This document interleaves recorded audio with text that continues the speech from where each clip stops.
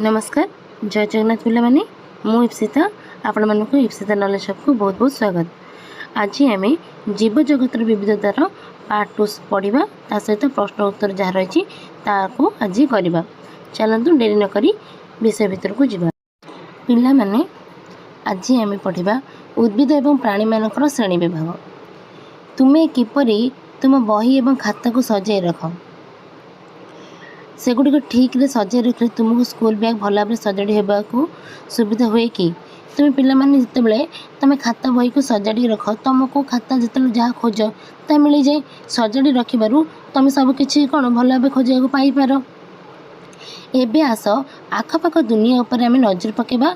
आम चतुर्पार्श्वे विभिन्न प्रकार उद्भिद एवं प्राणी रही जहाँ विषय आम पढ़ले 2.1 विभाग में सेमानक मध्यरे समानता एवं पार्थक्य आधार रे आम से श्रेणीमुक्त कर भितर प्राणी और उद्भिद मान भितर कौन समानता सामान कौन अच्छी पार्थक्य भितर अलग अलग कौन अच्छी से आधार आम कौन करवा अलग अलग कर श्रेणी अलग कर भाग कर आस श्रेणी विभाग करवा। विभिन्न उद्भिद और प्राणीकर फोटो संग्रह कर पुरुଣା पत्रिका खबरकागज चार्ट एवं अन्य उत्सर से फोटो को काटिकी रख। यही फोटो गुड़िक भिन्न भिन्न कार्ड रे अठा लगे रख। तुम श्रेणी 5-6 जन लेखाएं शिक्षार्थी को नहीं गोटे लेखाएं दल गठन कर। तुम दल में शिक्षार्थी मान द्वारा प्रस्तुत कार्ड गुड़ी को एकाठी कर। कार्ड दर्शाई उद्भिद एवं प्राणी मानकर विभिन्न वैशिष्ट्य पर्यवेक्षण कर। सारणी 2.1 और 2.2 रे तुम्हें तालिकाभुक्त कर उद्भिद और प्राणी मानकर वैशिष्ट्य गुड़ी को मन पकाओ। साधारण वैशिष्ट्य आधार में से श्रेणीभुक्त कर। तुम्हें कर श्रेणी विभाग आधार अन्य दल सहित आलोचना कर। ताले ये सब कार्य कले तुम्हें कौन देख तुम्हें देखि आश्चर्य हो विभिन्न दल द्वारा प्रस्तुति आधार भिन्न भिन्न हो पारे। यह पछरे कौन कारण रही बोली तुम्हें भावुच। विभिन्न शिक्षार्थी श्रेणी विभाग करने भिन्न भिन्न साधारण वैशिष्ट्य को चयन करता। तुम्हें मैंने पिला माने समस्ते विभिन्न प्रकार उद्भिद प्राणी मान को जो नहीं कि चार्ट प्रस्तुत कर श्रेणी विभाग कर तुम कर समस्त अलग अलग नहीं कि वैशिष्ट्य को नहीं चयन कर तो आम तार अलग अलग पार्थक्य देखा। सेपरी उदाहरण नहीं केतक छात्र उद्भिदर उच्चता को लेकिन श्रेणी विभाग करेंगे तो आउ आधार भाव बाछिता बेले अन्य माने किसी श्रेणी विभाग पर फूल धरिकी नहीं आधार कर बाछी पारती। देख फूल धरे नहीं शक्त कोमल कांड खाद्याभ्यास बासस्थान यही भाव आम कौन कले किसी श्रेणी विभाग कले। प्राणी मैंने कौन खाती केउंठी रुहति से रंग एवं से किपर चल प्रचल करती इत्यादि विभिन्न वैशिष्ट्य को आधार में तुम्हें प्राणी मान को श्रेणीभुक्त कर। श्रेणी विभाग गुरुत्व कौन श्रेणी विभाग करने द्वारा उद्भिद प्राणी मध्य समानता और पार्थक्य को बुझा और अध्ययन करने सहज होता है। आम दैनंदिन जीवन में श्रेणी विभाग आवश्यकता विषय आम चतुर्पार्श्वे वस्तु अध्याय अधिक जापर। पिला माने आम जो श्रेणी विभाग करवा उद्भिद और प्राणी मध्य समान कौन अच्छी समानता कौन अच्छी पार्थक्य कहार सहित अलग पार्थक्य माने कौन सी कार्य मिशुना आम अध्ययन कर जापर। एवं दैनंदिन आम दैनंदिन कार्य जीवन में आम चतुर्पार्श्वे वस्तु मध्य अधिक आहरी जापर। उद्भिद गुड़िक किपर श्रेणी विभाग करेंगे विभिन्न प्रकार उद्भिद कांड पत्र फूल आदि अंशर वैशिष्ट्य भिन्नता थी तुम्हें देखि पिला माने समस्त कांड कौन सामान ना समस्त पत्र कौन सामान फूल कौ गचर नाली हो कौ गचर हलदिया सबकि अंश सब अलग अलग थाए। विभिन्न उद्भिदर कांड गुड़िकर मोटे उच्चता एवं कठिनता को भिन्न भिन्न होता बेले पत्रर आकृति रंग आकार और सज्जीकरण भिन्न भिन्न होता है। तुम्हें वैशिष्ट्य जेकोसी गोटे को व्यवहार करी कार्य 2.3 रे उद्भिद गुड़ी को श्रेणीभुक्त करने को चेष्टा कर। तुम्हें पूर्व श्रेणी में शिखि जे उच्चता एवं कांडर प्रकार आधार में उद्भिद गुड़ी को गुल्म बुदा एवं गचर सब विभक्त करा जाइछि। आस उद्भिदर वैशिष्ट्य गुड़ी को अधिक विस्तृत भाव में अध्ययन करिया एवं सही आधार में से श्रेणी विभाग करवा।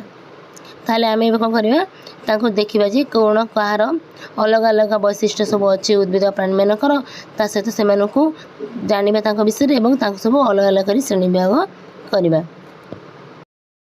आस श्रेणी विभाग करवा। आउ କିଛି ଅଧିକ ପର୍ଯ୍ୟବେକ୍ଷଣ କରିବା ପାଇଁ ପୁଣି ଥରେ ଆମେ କ'ଣ କରିବା, ପ୍ରକୃତି ଭ୍ରମଣରେ ଯିବା। ବିଭିନ୍ନ ଉଦ୍ଭିଦର ଉଚ୍ଚତାକୁ ଭଲ ଭାବରେ ଦେଖ।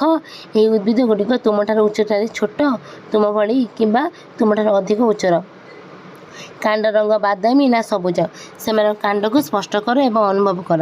ସେମାନଙ୍କୁ ଧୀରେ ଧୀରେ ବଙ୍କା କରିବାକୁ ଚେଷ୍ଟା କର। ତୁମେ କାଣ୍ଡକୁ ସହଜରେ ବଙ୍କା କରିପାରିଲ କି ନାହିଁ, ଡାଳ ଯେପରି ଭାଙ୍ଗିବ ନାହିଁ ସେଥିପ୍ରତି ମଧ୍ୟ ଆମେ ଧ୍ୟାନ ଦେବା। ଏହା ବ୍ୟତୀତ ଉଦ୍ଭିଦର ଶାଖା ଗୁଡ଼ିକୁ କେଉଁଠାରୁ ବାହାରେ ତାହା ମଧ୍ୟ ନିରୀକ୍ଷଣ କରିବା।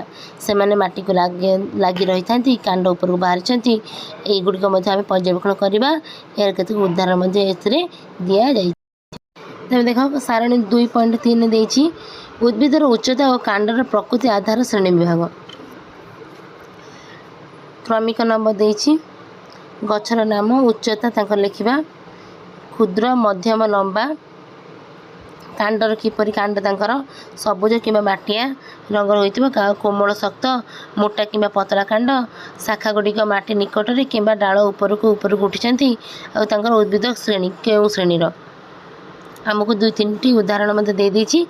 ଆମ୍ବ ଦେଇଛି, ଆମ୍ବର ଉଚ୍ଚତା ଯେପରି ଲମ୍ବା, ତା'ର କାଣ୍ଡର ପ୍ରକୃତି ମାଟିଆ ରଙ୍ଗର, ସବୁଜ ମାଟିଆ ରଙ୍ଗର ଏବଂ ଶକ୍ତ, ମୋଟା, ସେମିତି ଶାଖା ଗୁଡ଼ିକ ତା'ର କ'ଣ ଡାଳ ଉପରକୁ ଉଠିଛି। ସେ କେଉଁ ଉଦ୍ଭିଦ? ସେ ହେଲା ଗୋଟେ ଗଛ। ସେହିପରି ଗୋଲାପ କ'ଣ ମଧ୍ୟମ ମାଟିଆ ରଙ୍ଗର, ତା'ର ଉଚ୍ଚତା ମଧ୍ୟମ, ତା'ର କାଣ୍ଡର ପ୍ରକୃତି ମାଟିଆ ରଙ୍ଗ, ଶକ୍ତ ଏବଂ ପତଳା, ଆଉ ସିଏ ମାଟି ନିକଟରେ। ଏଇଗୁଡ଼ିକ ହେଲା ବୁଦା। ତାପରେ ଦେଖ, ଟମାଟୋ ଦେଇଛି, ତା'ର ଉଚ୍ଚତା ଛୋଟ, କାଣ୍ଡର ହେଲା କିପରି କାଣ୍ଡ ସବୁଜ ରଙ୍ଗର, କୋମଳ ଏବଂ ପତଳା, ସେଗୁଡ଼ିକ ମାଟି ନିକଟରେ ଥାଏ, ଏହାକୁ ଗୁଳ୍ମ କୁହାଯାଏ। ସେମିତି ଆମେ ଆଉ 2-3ଟି ନେଇପାରିବା। ତେନ୍ତୁଳିର ଉଚ୍ଚତା ହେଲା କିପରି ଲମ୍ବା, ତା କାଣ୍ଡ ହେଲା ମାଟିଆ, ତା'ର ଶାଖାରୁ ଉତ୍ପତ୍ତି କେଉଁଠୁ, ଡାଳରୁ ବହୁ ଉପରକୁ ସେ ଉଠିଛି, ଆଉ ବୃକ୍ଷ ତାକୁ କୁହାଯାଏ, ଉଦ୍ଭିଦର ଶ୍ରେଣୀ ହେବ ବୃକ୍ଷ। ସେହିପରି ଆଉ ଗୋଟେ ଉଦାହରଣ ନେଇପାରିବା, ଧଣିଆ ଗଛ। ଧଣିଆ ଗଛର ଉଚ୍ଚତା ଛୋଟ, କାଣ୍ଡର ପ୍ରକୃତି ସେ ଅତ୍ୟନ୍ତ କୋମଳ ଏବଂ ପତଳା ସେ ଥାଏ, ଏବଂ ଶାଖା ସେ କେଉଁଠୁ ମାଟିର ନିକଟରୁ ସେ ବାହାରିଥାଏ, ତାକୁ ଉଦ୍ଭିଦ ଶ୍ରେଣୀ ବିଭାଗ ହେବ ତୃଣ ସେଗୁଡ଼ିକ। ତାପରେ ଦେଖ, ତୁମେ ଗୁଳ୍ମ, ବୁଦା ଓ ଗଛ ମଧ୍ୟରେ କେଉଁ ସବୁ ପାର୍ଥକ୍ୟ ଦେଖୁଛ?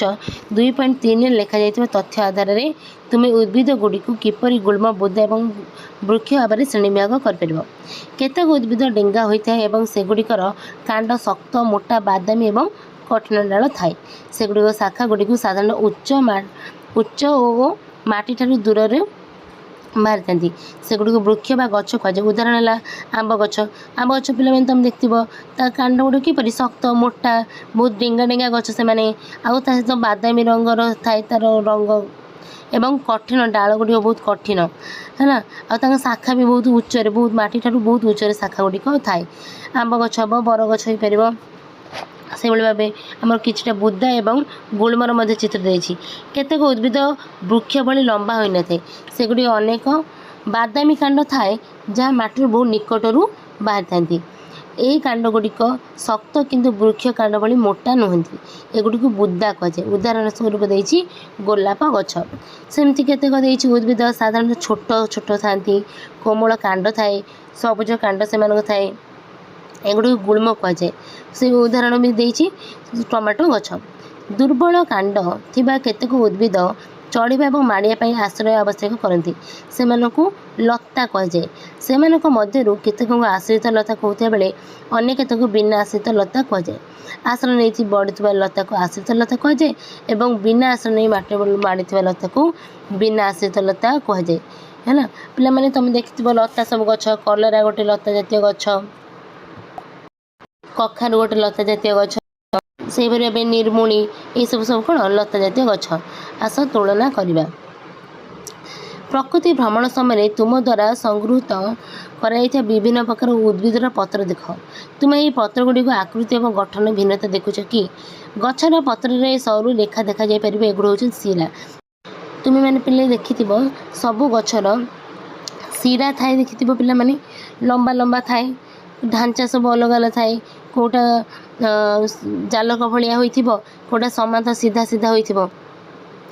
ଉଦାହରଣ ଯେମିତି ଦେଇଛି ଦେଖ ପିଲାମାନେ, ଜାଲକ ଶିରା ବିନ୍ୟାସ ଦେଇଛି ମନ୍ଦାର ପତ୍ର, ସମାନ୍ତର ହେଲା କଦଳୀ ପତ୍ର, ଘାସ ଦେଇଛି ମଧ୍ୟ है पत्रर विभिन्न प्रकार शिरा विन्यास देती केतक पत्र तुम एक मोटा मध्यम शिरा उभय पार्श्व जालक परि शिरा थिबार देखिपार यही ढांचा को जालक शिरा विन्यास कहुए।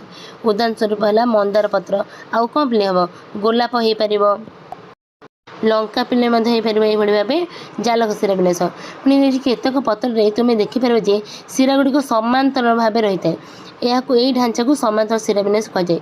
उदाहरण कौन कदली पत्र घास मकार हो पार तुम्हें भावुच कि उद्भिद गुड़िक से पत्र थी शिरा विन्यास आधार में श्रेणीभुक्त है एबे आस उद्भिद चेरमूल खोजा चेष्टा करवा सब उद्भिदर मूल अच्छी कि यह मूल गुड़िक सामान कि आस खोजा एक खोला स्थान परिदर्शन कर जो अना बना गुल्म और घास बढ़ी कोड़ी व्यवहार कर चेर को क्षत न पहुँचाई सावधान सहित माटी गुल्म व्यवहार कर एपरी करने तुम कौन कर माटी टिके ओदा और हालुका कर चेर को पानी धोई नहीं पर्यवेक्षण कर तुम्हें पर्यवेक्षण शेष करने पर गुल्म गुड़िक पूर्ण रोपण करने को भूल नहीं जहाँद्वारा से बंचा सहित पुणी बढ़ी पारे पे तुम कौन कर कोड़ी धरिकी तुम गोटे गछ बाहर कर माटी तलू जमीक तार कौन चेर बाधा पाई न चेर गुड़िक पुणी थे जमी आम नहीं माटी पोती पार और पुणी थे से गछ गुटा कौन हम बढ़ी पार देख पे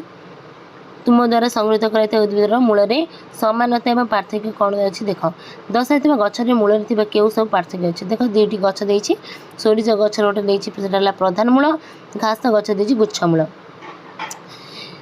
देख कर जो सोरिष गच देती तार मूल को अनुधान कर पर्यवेक्षण कर यही गचर मूल में गोटे मुख्य मूल और एथुर उत्पन्न होता छोट पार्श्व मूल रही है देख पे ये चित्रटी को गोटे मुख्य मूल थाए और छोट छोट से मुख्य मूल कि मूल बाहरी थाए से गोटे गला पार्श्व मूल मुख्य मूल को आम कहते प्रधान मूल थी आउ एक उदाहरण हूँ 2.1 आम देखा मंदार गछ एवं चित्र 2.5 देखा साधारण घास गछटी अटे यही गचर चेर कांड तल भाग बाहरी थाए और से आकार में सरू सरू मूलू एक गुच्छ भाव देखा थाए यही चेर गछ को आम गुच्छ मूल कहुए। तुम्हें संग्रह करते उद्भिद मध्य अन्य कौन घास अंतर्भुक्त अच्छी कि से मूल क्यों प्रकार मूल सामान प्रकार उद्भिद पत्र शिरा विन्यास और मूल प्रकार मध्य कौन संपर्क अच्छी कि आम यह किपरि जाना आस संपर्क खोजा और विश्लेषण करके देखा।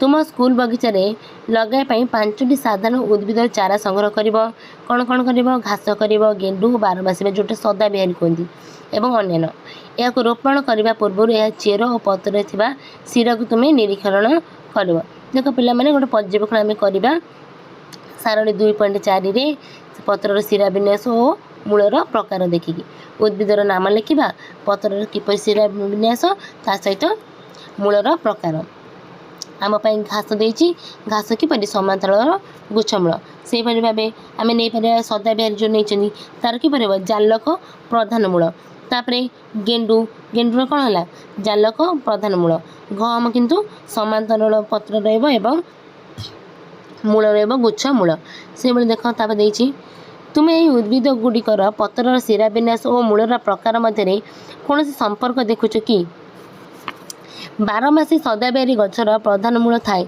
एवं यार पत्र गुड़िक किपरि जालक जाली जाली होइकी पत्र गुड़िक थाए जालक शिरा विन्यास अन्य उद्भिदर मध्य प्रधान मूल थाए कि अन्य पक्षरे घासरे गुच्छमूल थाए एवं तार पत्र समांतर शिरा विन्यास थाए समांतर शिरा विन्यास अन्य गछ मानकर मध्य गुच्छमूल थाए कि साधारण जालक शिरा विन्यास पत्र थिबा प्रधान मूल थिबा बेले समांतर शिरा विन्यास पत्र उद्भिदर गुच्छमूल देखा जाए। पिला माने आम जो शिरा विन्यास अनुजाई यहाँ जाना जे जो गुड़िक जालक शिरा विन्यास से गुड़िक है प्रधान मूल एवं जो गुड़िक समांतर शिरा विन्यास जोड़ा सामान भाव जपरी कदली कदली को पत्र किपरि सामान भाव सीधा सीधा होता है पत्र शिरा विन्यास गुड़िक से गुड़िक है गुच्छमूल मन रखिए पिला माने जालक शिरा विन्यास हम प्रधान मूल एवं समांतर शिरा विन्यास हम गुच्छमूल चणा गछ होउची आउ एक उदाहरण जो प्रधान मूल एवं पत्र जालक शिरा विन्यास थाए गहम हूँ एक गुच्छमूल जार समांतर शिरा विन्यास थिबा गोटे गछ देख उद्भिदर मंजी और मूलर प्रकार और पत्र शिरा विन्यास मध्य कौन संपर्क अच्छी कि सबू मंजी सामान कि आस से आम कौन तुलना करवा कि चणा एवं मक्का मंजी को पानी 2-3 दिन भिजाई रख चणा मंजीर चोपा को छड़ाई दियो।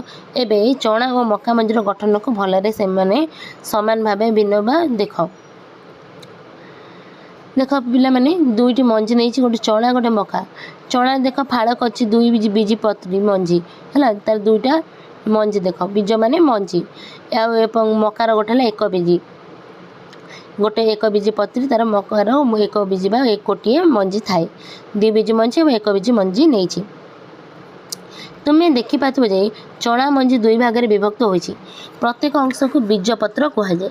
जो गचर मंजी दुईटी बीजपत्र थाए से दुई बीजी पत्री कहुए। मकार गोटे पतला बीजपत्र अच्छी एपरी मंजी थिबा ए गछ को एक बीजी पत्री कहुए। उद्भिदर पत्रर शिराविन्यास मूलर प्रकार और बीजपत्र संख्या मध्य तुम्हें कौन संपर्क देखुच। द्वि बीजी पत्री उद्भिद सब जालक शिराविन्यास एवं प्रधान मूल थिबा बेले एक बीजी सब समांतरल गुच्छमूल। पे मन रख द्वि बीजी जोटा दुईटा मंजी थाए दुईटा अलग अलग फाड़ को आम कर से मंजी गुड़िकर उद्भिद जालक शिराविन्यास थाए एवं प्रधान मूल थाए ता सहित आम जो रहा एक बीजी गोटे मंजी से कह समांतरल सीधा शिराविन्यास आम देखिपर पत्र एवं तार मूल है गुच्छमूल। से भाई कहला तुम्हें उद्भिदर श्रेणी विभाग व्यवहृत किसी वैशिष्ट्य मध्य जानिल। एबे आस अधिक विस्तृति भाव में प्राणी मानकर आम श्रेणी विभाग विषय अनुसंधान करवा। प्राणी मानकर किपरि श्रेणी विभाग करवा देख पिला माने प्राणी मानकर किपरि श्रेणी विभाग करिवो। उद्भिद परि प्राणी माने मध्य परस्पर ठारू यथेष्ट भिन्न। आमे किपरि एते प्रकार प्राणी मानक श्रेणीभुक्त करि परिबा सेमानक श्रेणी विभाग करबा पई तुमे के वैशिष्ट्य विषय चिंता करि परिबो। कार्य 2.3 रे तुमे प्राणी मानक श्रेणीभुक्त करबा पई पूर्वरु किछि आधार स्थिर करि सारिछ। आस से मध्यरु केतक आधार विषय अधिक विस्तृत भाव जानिबा।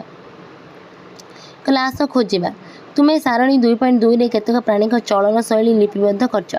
तुम्हें यह देखिथिबो जे अन्य प्राणी माने किपरि गोटे स्थान अन्य स्थान को जाती। आस एवं प्राणी मान चलन विषय में चिंता करवा। चित्र 2.7 रे अनेक प्राणी मान अछंती। तुम्हें देखिथिबा अन्य प्राणी को एथिरु जोड़ी पारिबो एवं प्राणी मानकर विविधता उपरे एक पोस्टर मध्ये तैयारी करि पारिबो। तमे तैयारी करथिबा पोस्टर थिबा प्राणी एवं चित्र 2.7 थिबा प्राणी मान केउ अंग गुड़िक चलप्रचल व्यवहृत हुए। देख पिला माने एटा तुमर देछि प्राणी मानकर चित्र सब देछि विविधता देछि कोठी रुहन सब। सारणी 2.5 एही प्राणी मानकु तालिकाभुक्त कर। एही प्राणी माने केउ उपारे चलप्रचल करंती ता मध्ये लक्ष्य कर एवं चलप्रचल हेबा पई व्यवहृत शरीर गुड़िकर मध्ये नाम लेख। साधारणतः 2.5 रे किछि उदाहरण मध्ये दिया जाइछि।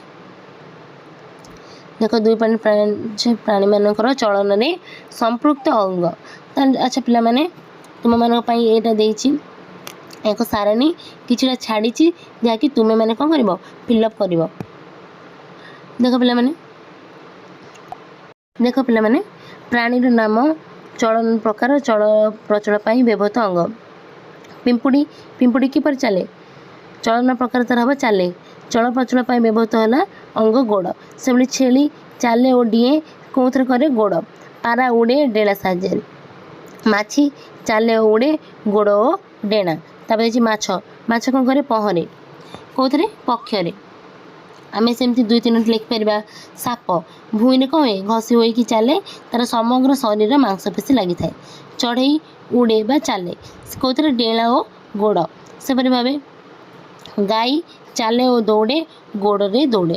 देख पिला माने विभिन्न प्राणी को चलन भिन्न भिन्न होता है।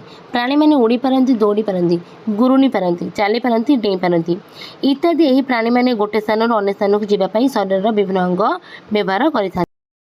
सेमानक डेणा गोड़ एवं अन्यान्य अंग सेमानकु चल प्रचल करिबारे साहाय्य करे। एठारे आमे चलन प्रकार एवं चल प्रचल पई व्यवहृत अंग को आधार करी प्राणी मानकु चिन्हट करिछु। प्राणी मानक चलन आधार रे आमे किपरि सेमानकु श्रेणीभुक्त करि परिबा। या व्यतीत अनेक प्राणी सेमानक आकृति आकार गठन एवं अन्यान्य वैशिष्ट्य आधार रे परस्पर भिन्न अटंती।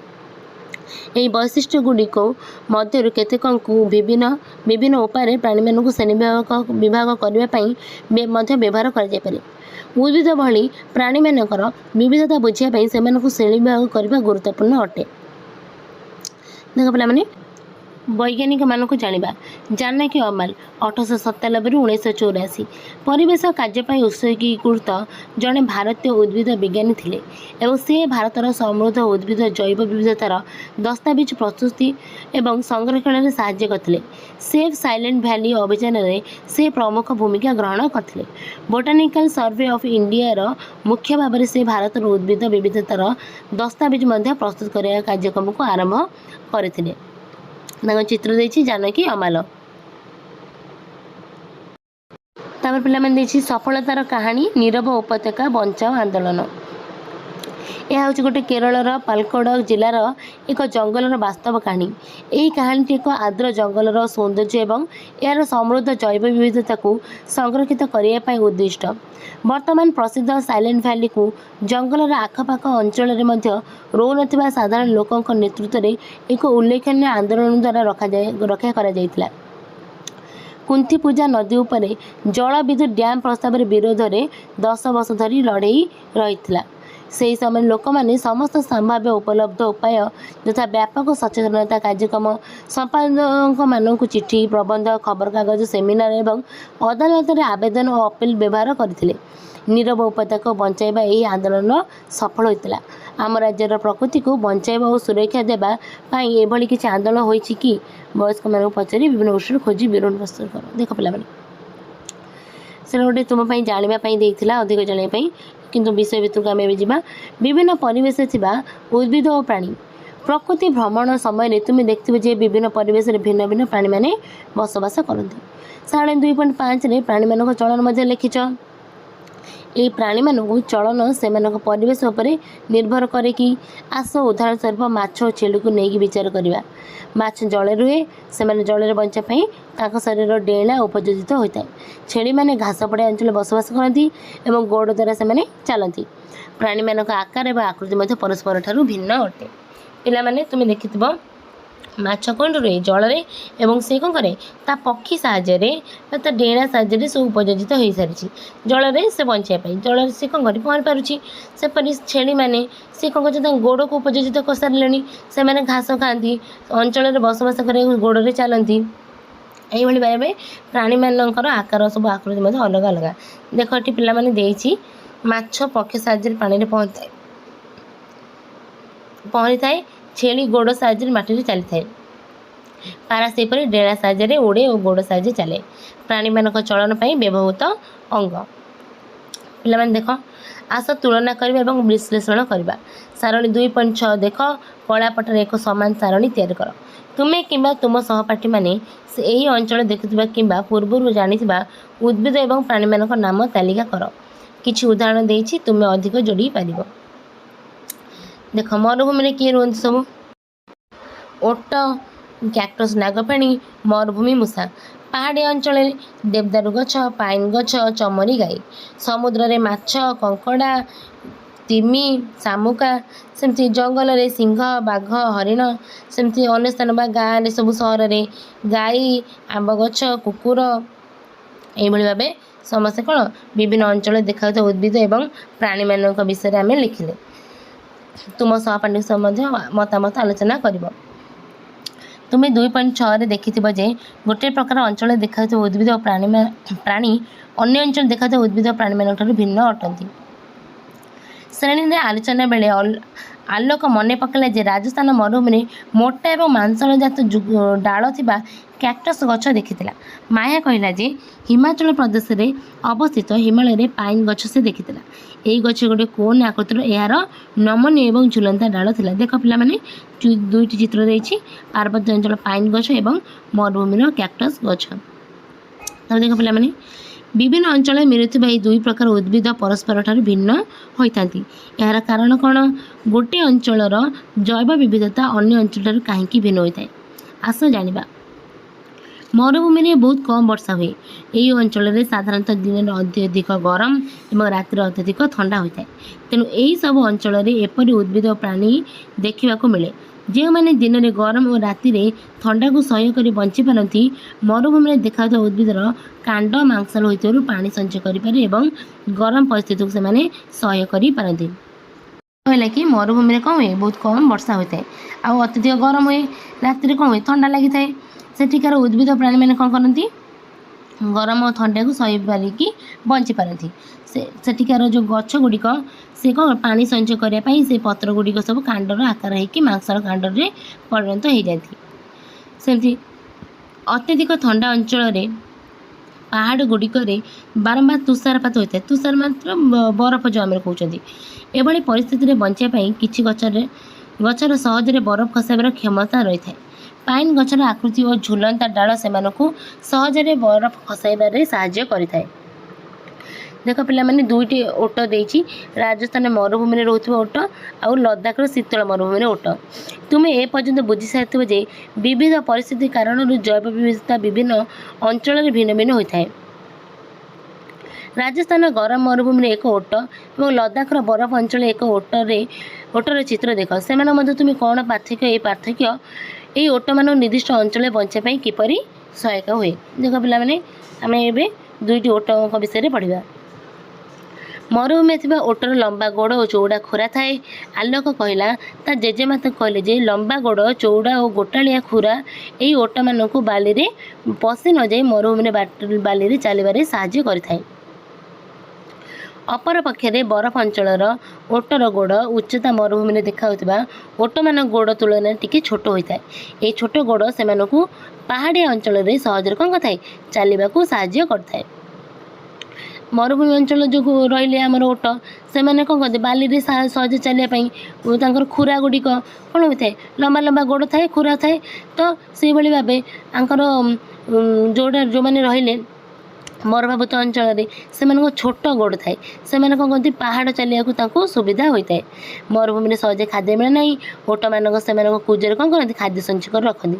ମରୁଭୂମିରେ ଓଟମାନଙ୍କର ଗୋଟେ ଲେଖାଏଁ କୁଜ ଥାଏ, ଯାହା ସେମାନଙ୍କୁ ଖାଦ୍ୟ ଅଭାବରୁ ସମୟରେ ବଞ୍ଚିବାକୁ ସାହାଯ୍ୟ କରିଥାଏ। ଶୀତଳ ମରୁଭୂମିରେ ଓଟମାନଙ୍କର କ'ଣ ଥାଏ, ଦୁଇଟି ଲେଖାଏଁ କୁଜ ଥାଏ। ଶୀତ ଋତୁର ଶେଷ ଭାଗରେ ଏହି ଦୁଇଟି କୁଜ ସଂକୁଚିତ ହୋଇଯାଏ, କାରଣ ଶୀତଳ ମରୁଭୂମିରେ ଅଧିକ ଖାଦ୍ୟ ଉପଲବ୍ଧ ନଥାଏ ଏବଂ ସେହି ସମୟରେ ସେମାନେ ସେମାନଙ୍କ କୁଜରେ ସଂରକ୍ଷିତ ଖାଦ୍ୟ ବ୍ୟବହାର କରନ୍ତି। ଏହା ବ୍ୟତୀତ ସେମାନଙ୍କ ମୁଣ୍ଡରୁ ବେକ ପର୍ଯ୍ୟନ୍ତ ଲମ୍ବା କେଶ ଥାଏ, ଯାହା ସେମାନଙ୍କୁ ଲଦାଖର ପ୍ରବଳ ଥଣ୍ଡା ବଞ୍ଚିବାରେ ସାହାଯ୍ୟ କରିଥାଏ। ଦେଖ ପିଲାମାନେ, ଆମର ମରୁଭୂମି ଅଞ୍ଚଳର ଯେଉଁ ରହିଲେ ଓଟ, ସେମାନଙ୍କ ଲୋମ ନଥାଏ, କିନ୍ତୁ ଯେଉଁ ଶୀତଳ ମରୁଭୂମିରେ ରହିଲେ ସେମାନଙ୍କର ବହୁତ ଲୋମ ଥାଏ, କାରଣ ସେମାନେ କ'ଣ କରନ୍ତି, ଥଣ୍ଡା ଦାଉରୁ ରକ୍ଷା ପାଇବା ପାଇଁ ଅଧିକ ଲୋମ ତାଙ୍କର ଥାଏ। ମରୁଭୂମିରେ ଯେଉଁ ଓଟ, ତାଙ୍କର ଗୋଟେ କୁଜ, ସେ କୁଜରେ ସେ ଖାଦ୍ୟ ସଞ୍ଚୟ କରିକି ଜଳ ସଞ୍ଚୟ କରି ରଖନ୍ତି। ସେଇଭଳି ଭାବେ ଯେଉଁ ରହିଲେ ଆମର ଲଦାଖ ଅଞ୍ଚଳର ଯେଉଁ ରହିଲେ ଆମର ଓଟ, ସେଗୁଡ଼ିକ କ'ଣ ହୋଇଥାଏ, ଦୁଇଟି ତାଙ୍କର କୁଜ ଥାଏ, କାରଣ ସେ ଶୀତ ସରିଲା ମାନେ ସେ ଦୁଇଟିରେ ଖାଦ୍ୟ ସଞ୍ଚୟ କରି ସେମାନେ ରଖନ୍ତି। ଯାହାଫଳରେ ଶୀତରେ ଯେହେତୁ ସେଠିକାରେ ଖାଦ୍ୟ ଅଧିକ ମିଳେ ନାହିଁ, ସେମାନେ ଖାଦ୍ୟ ସଞ୍ଚୟ କରି ରଖନ୍ତି, ପରେ ସେମାନେ ସେଇ ଖାଦ୍ୟକୁ ସଂରକ୍ଷିତ କରି ରଖିବା ଖାଦ୍ୟକୁ ପରେ ଖାଆନ୍ତି। ଆଉ ଦେଖ, ମରୁଭୂମିରେ ବଞ୍ଚିବା ପାଇଁ ଓଟମାନଙ୍କୁ ଅନେକ ବୈଶିଷ୍ଟ୍ୟ ସାହାଯ୍ୟ କରିପାରେ। ଦେଖ, ଅନ୍ୟ ଶିକ୍ଷାର୍ଥୀ ମଧ୍ୟ ସେମାନଙ୍କ ମତାମତ ଦେବା ଆରମ୍ଭ କଲେ। କାଶୀକଲା ରାଜସ୍ଥାନ ମରୁଭୂମିରେ ଓଟମାନେ ଅଳ୍ପ ପରିମାଣ ପରିସ୍ରା କରନ୍ତି। ସେମାନଙ୍କ ମଳ ଶୁଖିଲା ଏବଂ ସେମାନଙ୍କ ଝାଳ ବାହାରିନଥାଏ। ଯେହେତୁ ଓଟମାନେ ନିଜ ଶରୀରରୁ ଅଧିକ ପାଣି ବାହାର କରନ୍ତି ନାହିଁ, ତେଣୁ ସେମାନେ ପାଣି ନ ପିଇ ଅନେକ ଦିନ ବଞ୍ଚି ପାରନ୍ତି। ସେଭଳି ଭାବେ ରୁବି କହିଲା, ଗଞ୍ଜାମ ଜିଲ୍ଲାର ଗୋପାଳପୁର ଅଞ୍ଚଳରେ ନଡ଼ିଆ ଗଛରେ ବହୁତ ବଡ଼ ବଡ଼ ନଡ଼ିଆ କାନ୍ଦି ଦେଖିବାକୁ କଥା କହିଲା। ପ୍ରାୟ ସବୁ ଗଛରେ ଏତେ ଏତେ ନଡ଼ିଆ ଦେଖି ସେ ଆଶ୍ଚର୍ଯ୍ୟ ହୋଇଯାଇଥିଲା। ପଇଡ଼ ଗୁଡ଼ିକ ବଡ଼ ବଡ଼ ଏବଂ ପାଣି ମଧ୍ୟ ବହୁତ ସ୍ୱାଦିଷ୍ଟ ଥିଲା। ତେବେ କୋରାପୁଟ ଯାଇ ଆସିଥିବା କାଳୁ କହିଲା, ସେ କୋରାପୁଟ ପର୍ବତ ଅଞ୍ଚଳରେ ନଡ଼ିଆ ଗଛ ଦେଖିଛି, ମାତ୍ର ଗଛଗୁଡ଼ିକ ଉଚ୍ଚତା ଅଧିକ ନଥିଲା। କେତୋଟି ଗଛ ଛୋଟ କାନ୍ଦିର ଅଳ୍ପ ନଡ଼ିଆ ହୋଇଥିଲା। ଛୋଟ ଛୋଟ ପଇଡ଼ ପାଣି ମଧ୍ୟ ସେତେ ସ୍ୱାଦିଷ୍ଟ ନଥିଲା।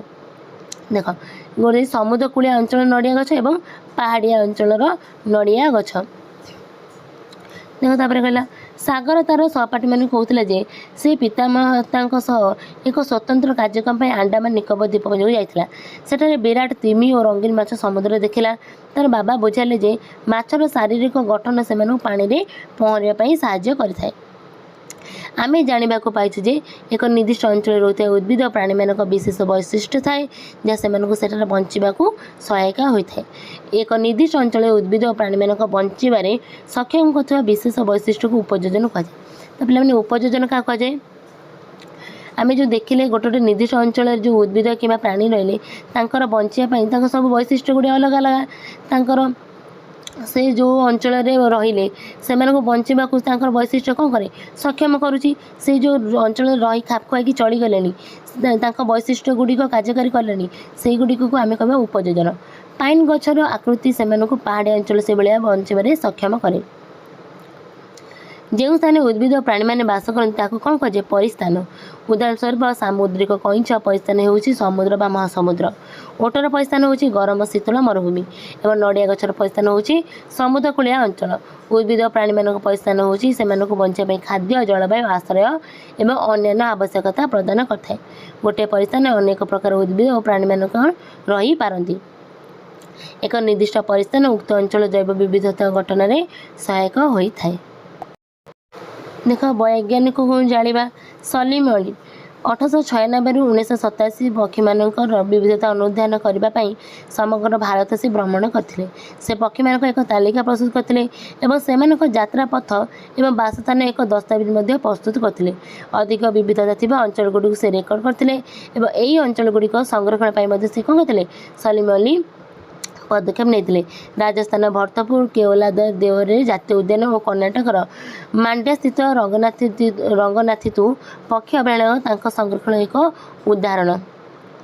से भारत उपमहादेशर पक्षी मान 10टी पुस्तक एक ऐतिहासिक संकलन रचना करते। आम कौन कही बर्डमैन ऑफ इंडिया मन रखिए पिला बर्डमैन ऑफ इंडिया क्या कहुए सलीम अली को 1976 मसीह पद्मभूषण विभूषण सम्मान सम्मानित कर पे उद्भिद एवं प्राणी मान किपर से परिस्थान आधार श्रेणीभाग करने गोटे उपाय हूँ स्थल और जल में बास करते आधार में उद्भिद और प्राणी मानक आम श्रेणीभाग कर स्थल भाग में बसवास करते उद्भिद को स्थलज अटंती। स्थल भाग परिस्थान हूँ जंगल मरुभूमि तृणभूमि और पर्वत। मन रख पे जो मैंने भूमि उपर रही स्थल उपर रही से स्थलज उद्भिद प्राणी कहुए से गुड़िक कौन उदाहरण स्थल गुड़िक जंगल मरुभूमि और तृणभूमि और पर्वत। जल बसवास कर उद्भिद और प्राणी मानक जलज उद्भिद जलज जलचर जीव कहुए। जलज परिस्थान किसी उदाहरण होउछि पोखरी ह्रद नदी और समुद्र। से भली बेंग भली किसी प्राणी जल और तथा स्थल रुहति उभयचर बोली प्राणी बोली कहुए। जदि कौन उद्भिद कि प्राणी परिस्थान क्षतिग्रस्त हुए तेज कौन हो जदि छेली को घास खाइबा न मिले तेज कौन हम जल बिना माछ बंची पार कि तुम्हें पितामाता जेजेबा और पड़ोशी मानक से देखा उद्भिद पक्षी कीटपतंग कि अन्य कौन प्राणी विषय पचार जहाँ एवं देखा जाऊना। परिस्थान नष्ट हेले अनेक समय यह परिवर्तन होता है। उद्भिद और प्राणी मानकर परिस्थान क्षतिग्रस्त होगा फल से घर खाद्य अन्य समस्या कौन हुए नष्ट हो जाए फल जैव विविधता नष्ट हो जाए। उद्भिद प्राणी मैंने परिस्थान नष्ट से घर खाद्य सबकि नष्ट मानने हर तो से कौन करेंगे लोप पाइबे।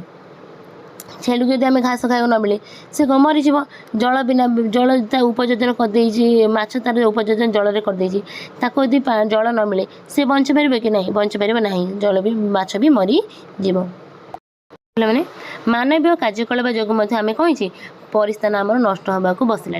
भारतर महाबल बाघ चिता बाघ ग्रेट इंडियन बस्टर संख्या ये सब ह्रास पाई क्या आम मानी आमर मानवीय कार्यकलाप आमर जैव विविधतार संरक्षण भारत सरकार अनेक प्रकल्प कर महाबल बाघर संख्या ह्रास हो सुरक्षा देवाई कौन होती प्रोजेक्ट टाइगर 1973 मसीह अभियान आरंभ होता। चिता संख्यार पुनरुद्धार आम 2022 मसीह चिता पुनर्प्रचलन प्रकल्प आरंभ कराइला। से गुजरात राजस्थान और महाराष्ट्र राज्य में ग्रेट इंडियन बस्टर बासस्थान संरक्षित अंचल भाव घोषणा कर पारंपरिक भाव में संरक्षित जंगल पवित्र वन। ताले पवित्र वन कौन से हूँ जंगल संरक्षित अंचल यार आकार बहुत छोट हुए बड़ हो पारे। पवित्र वन भारत वर्ष सबुआड़े देखा मिले। एठारे सब औषधीय गछ गुड़िक प्रकार बहुत प्रकार प्राणी उद्भिद रुहति एगुड़िक क्या द्वारा रही है सुरक्षित। स्थानीय संप्रदाय जो लोक रही से सुरक्षित करती वन गुड़ी कौन से प्राणी को क्षति पहुँचाइक गछ काटिया अपस्कार करने क्या अनुमति से दि जाए ना। ये उपाय आम कौन करती पवित्र वन को स्थानीय लोक मान द्वारा सुरक्षित होता है।